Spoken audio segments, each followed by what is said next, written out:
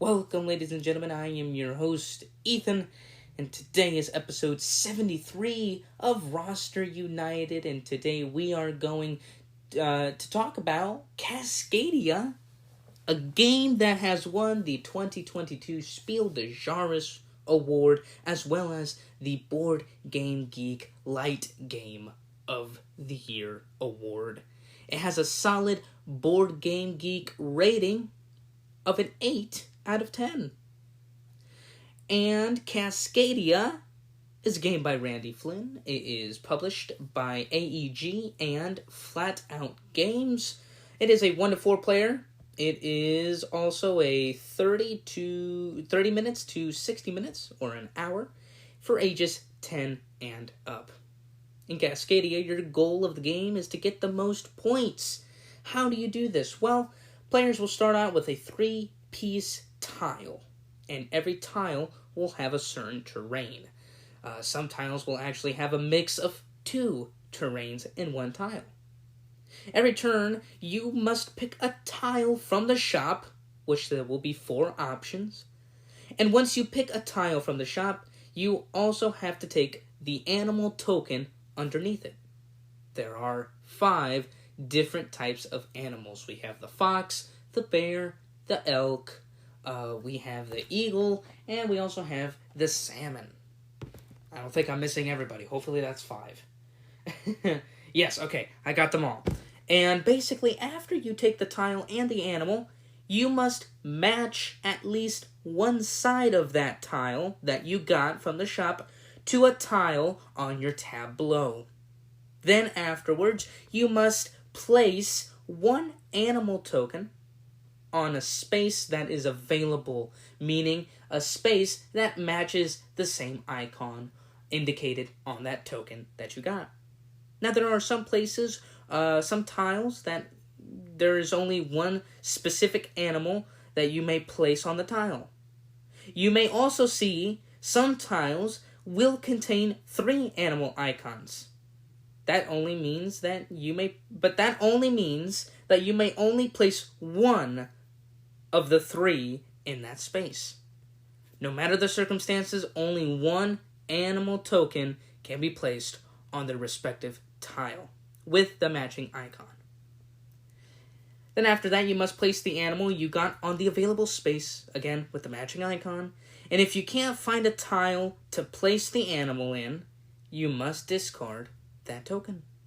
There's going to be a stack of games, There's going to be a stack of tiles, for the shop, and when it's empty, after this, count the points, and whoever has the most points is the winner. Now, how do you get points in Cascadia? There are two specific ways of getting points. Habitat tiles and animals, both being very important. But the big gainer in getting points is the animals.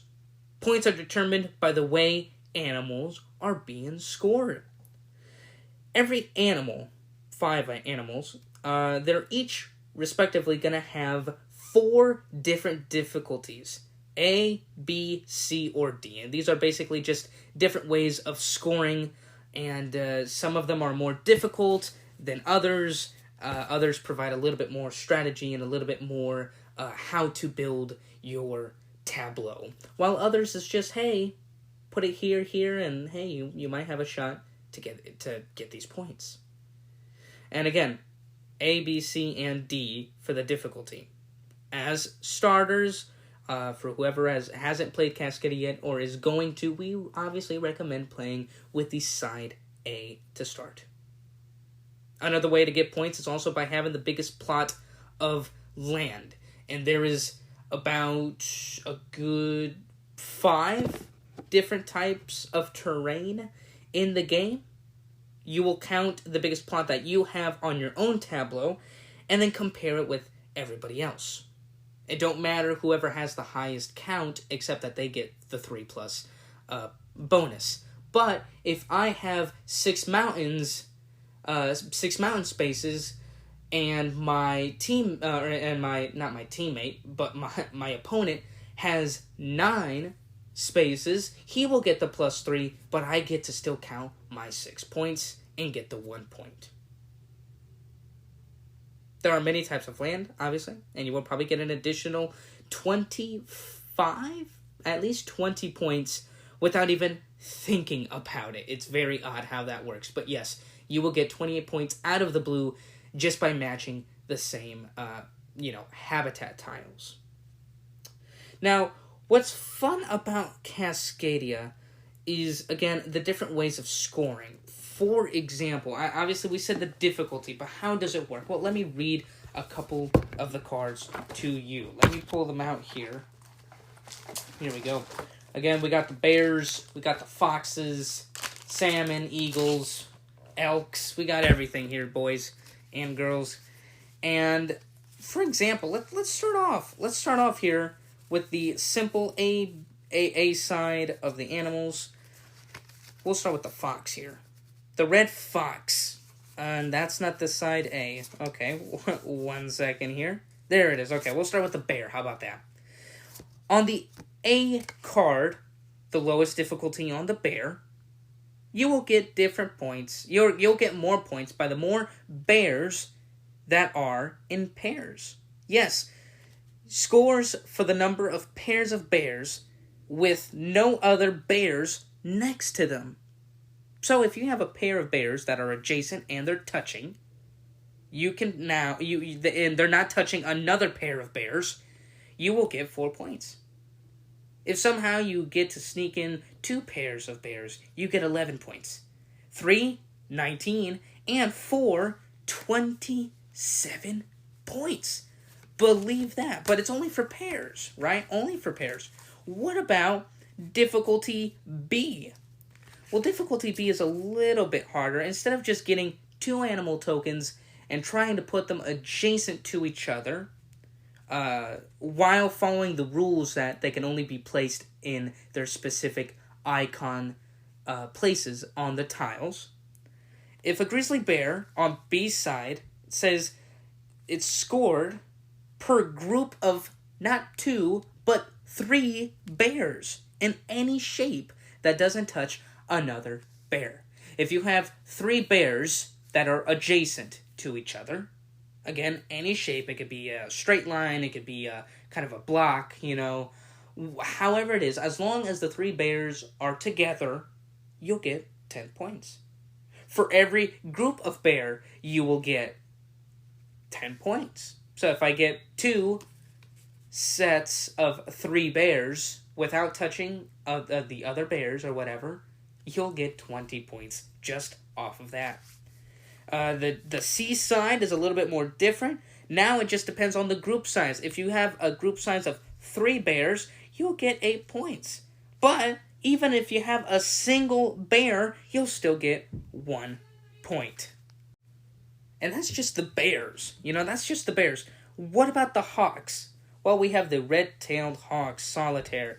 For scores for each hawk that is not adjacent to any other hawk.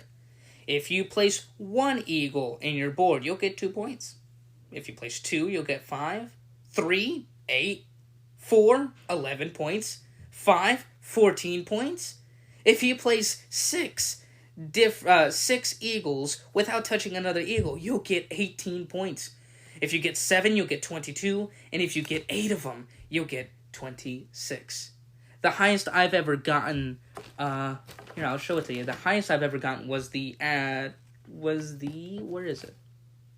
I have gotten the 22 points. So that means I've had 7 hawks, without touching another hawk in the board. And that seems relatively easy, but it's not. Remember, the shop will only let you have 4 available tiles out there, plus the animal under it. It's all random. So, although I might want a hawk animal token, I might not see that until 3 or 4 rounds. What about a tile that I need, or a specific terrain so I can finish my elk trail? Yes, you still have to wait. And, yes, there is actually an elk trail as well. On the side A of the Roosevelt elks, for every straight line of elks, you'll score points. So if I have elks, 4 elk tokens in a straight line, I get 13 points. If I have 3 of them, I get 9. Even if I have 1, I still get 2 points. And obviously you can see the more difficulty it can be, especially with the elks. For example, scores for each group of elk in any shape. So not just straight, but in any shape, and you'll get a whole lot of points. There's different ways where it's like scores per group of elk in circular formation. So if you can make an elk, like an elk circle, basically, you'll get points there too. And obviously the card doesn't just indicate an awesome picture of the animal, but it also indicates the scoring and also the how to score. It shows you an example of how to count your points. So it's honestly very fun. The difficulty on these cards are great. Although, yes, side D is pretty tough to do, it's not impossible. If you have a 10-year-old, they can play the side D easily, especially if they've played a couple of the games with the side A and Bs. It's fun. It's really fun. And with the combination, right, because when you play, let's say I want all of the animals to be side A's, that's fine, but you can switch out the difficulties with different animals. Some animals can have the side D, others can have the difficulty C, others can have the difficulty A, maybe one has the B difficulty. However it is, it changes the game and moves up the strategy. It's very fun. And the other way, again, is the terrain. I do not want to forget about the terrain. Not only will you score points without even knowing, but it's very fun. You'll get bonus points for whoever has the biggest plot of that terrain. And again, you get to count all that terrain that touches, that's adjacent to the same type of terrain. That's the only way you can actually place a tile. And it's very fun. There is a whole lot of strategy, because there's going to be some times where maybe your animal doesn't come out, but the tile does. Maybe there's times where the tile doesn't come out, but you get the animal that you might want. There's always something to do. Unlike Azul, which is another abstract game, sometimes Azul can be like, oh, wait a minute, if the next round there's no blue tile, I'm not gonna finish this row and then get my points. But with Cascadia, it's like, okay, if I don't get this animal token and I don't place it here, that's okay. I can still grow out my tableau and still have so many points and, and more opportunities to play more animals and to set myself up for later turns. There's always something to do, and it feels good after every round. You feel really good. It's like it's like not the NBA draft, but like the NFL draft, except with a lot more rounds. You scout a player, he might not be the best in this position, or he might not be the best at this side of his defense, but maybe on this side, he can do really well. And you're just scouting along and just making sure that everything has a certain value. And same thing with Cascadia.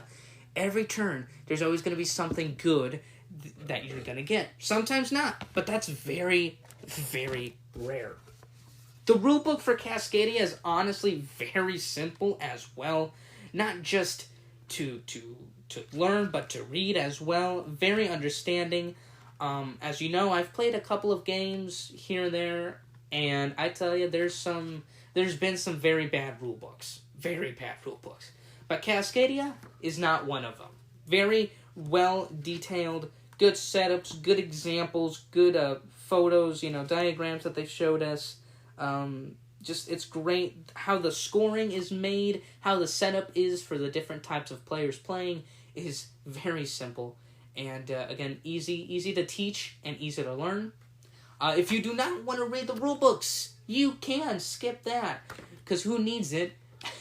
You can just go and listen to Rodney Smith at Watch It Played, and then just, he does such a great job teaching the game to everybody, and I think you'll really like it.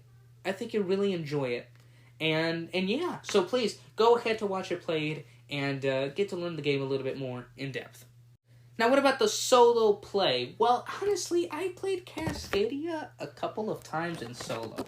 Actually, I've played it about a good 5 times by myself, just to try it out. And I tell you, I've had so much fun. Yes, there's no really computer, but you do discard a tile as if somebody else was playing the game. But honestly, by myself, playing Cascadia was a thrill and a very, very fun experience. I've played a couple of solo games here and there. Obviously, Marvel United's probably the biggest one out there that I've played solo. But Cascadia, fun. If you're a solo gamer and, hey, you got a couple of minutes in your day to play a game, do this game. Have Cascadia in your collection, or just have it in general. It's a very fun game. Again, very easy to learn and teach. I'm sure your friends are gonna love it. It's very colorful. I love it. It's fantastic. My whole family loves it. It's easy. It's just great. It's such a great and a well-made game. Now, here are some tips for all of you, because I've played with a couple of my family members, and we've made some mistakes. I've made some mistakes, and I've learned from that. Here are just 2 tips. Number 1, habitat tiles. No matter what, or what you might think, like I've mentioned before, every turn that you do is going to be worth something. Even if it's the animal token, or if it's just the tile, or if it's both. Whatever the case may be, if you do not have the animal token you have, please don't be afraid. Don't worry. Habitat points are honestly great. Honestly, I've seen my scores. It's odd. If I don't have 25 or more habitat points, and that even includes with the bonuses of having the most in the game and with all the players playing, if I don't have the 25 points in the habitats, I'm going to lose every single time. There was a game actually where I had 30 habitat tiles, and I did win by a couple of points. So it's just great. It's just great. And remember, although you might say, well, look, Ethan, I played a game and I had 25 habitat tiles and I still didn't win. Well, again, there's a fair balance in the game. You have to have the animals. You have to understand how the animals are played and get their points as well. But habitat tiles, points, I'm telling you, hey, it's important, okay? It is important. You have to do so. And sometimes you get those points without even thinking. But when you do think about where you want your habitat points, you're more lethal when you play this game, and you're definitely going to win more games. That I can guarantee you. My second point, I believe, was the different types of animals. I have played a couple of games with the easiest difficulty, especially when I was beginning to understand the game. But when you switch out those difficulties, just make sure you understand it. There's been times where I was so used to playing with the easiest difficulty, I forgot that I wasn't playing with the new way of scoring with the animal. So before every game, make sure everybody understands it, has it in their mind, and then continue play.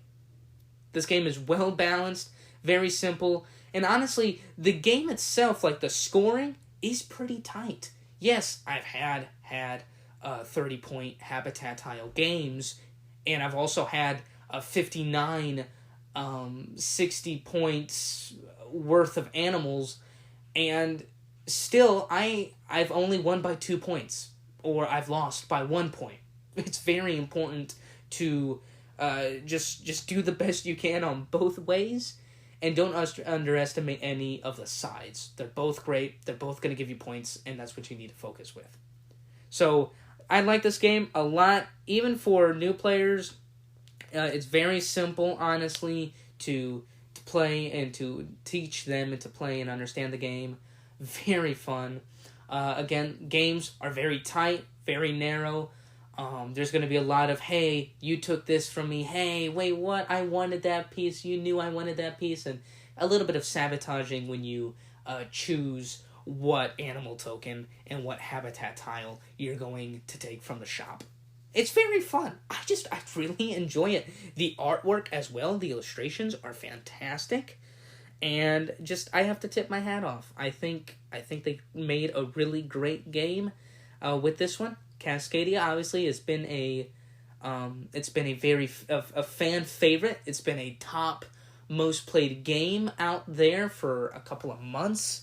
Wingspan is one of the top most played games every month, but Cascadia is up there. I mean, they're easily maybe a top 5, top 10 most played game in the months lists. And you can check those out actually in bgg.com, boardgamegeek.com. And yeah, you can check it out there. Pretty fun. Well, ladies and gentlemen, my rating for Cascadia is a 9 out of 10. Little recap here. It's because I think Cascadia is really just a simple, fun, easy, and colorful game to play.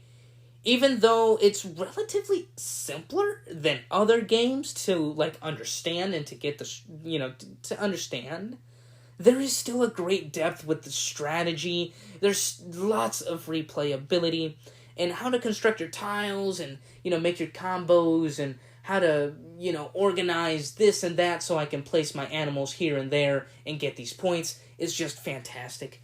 The game is easy to teach, and the different ways you score points as well, like I've mentioned earlier, makes the game feel new and different every single time. Cascadia, 9 out of 10. I really enjoy it. I hope you guys enjoy it as well. I don't think this game is out in Target or Walmart. I don't think. Probably have to double check that. But I do know that it is in your local board game store. Go out there, support them. Buy Cascadia. I'm sure they're going to have a copy of it there. If they don't, well, go online, I guess. Go online, buy it there as well. You can always do that.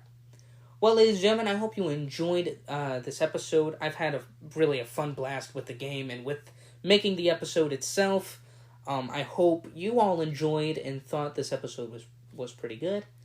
I do also want to thank everyone who is listening for supporting this idea of, hey, we love Marvel United, but let's talk about other games as well. Let's do something different.